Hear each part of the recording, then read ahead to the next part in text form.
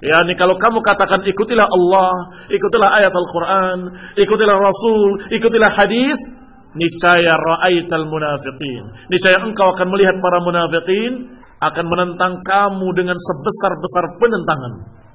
Dan jangan dikira para munafiqin ketika menentang itu terang-terangan, mengatakan saya tidak setuju dengan Quran, saya tidak setuju dengan hadis. Enggak. Para munafiqin selalu membela dirinya dan menyatakan bukan maksud saya menentang, bukan maksud saya tidak terima Quran sudah, bukan.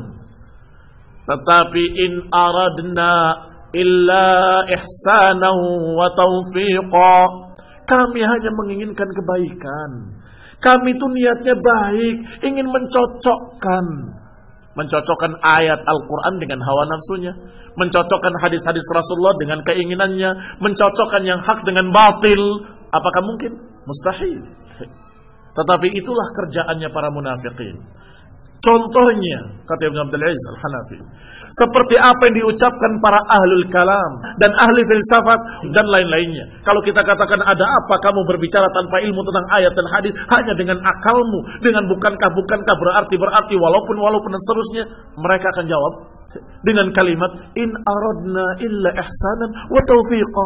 Kami hanya menginginkan kebaikan dan taufik. Taufik itu mencocokkan antara dalil dengan akal, katanya. Kami hanya menginginkan untuk mencocokkan ayat dan hadis dengan akal kita sehingga klop.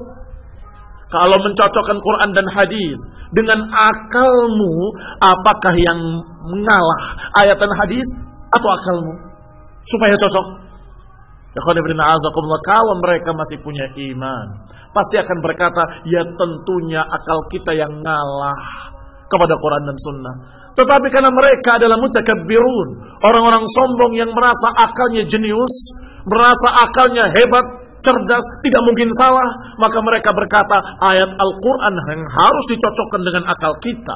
Akal itu sudah baku, tidak mungkin salah, maka Al-Quran yang harus kita tafsirkan supaya cocok, hadis yang harus kita tafsirkan supaya cocok dengan akal. Akhirnya demikian banyak mukjizat yang Allah kisahkan dalam Al-Quran, semuanya ditafsirkan dengan batil sehingga bukan lagi mukjizat.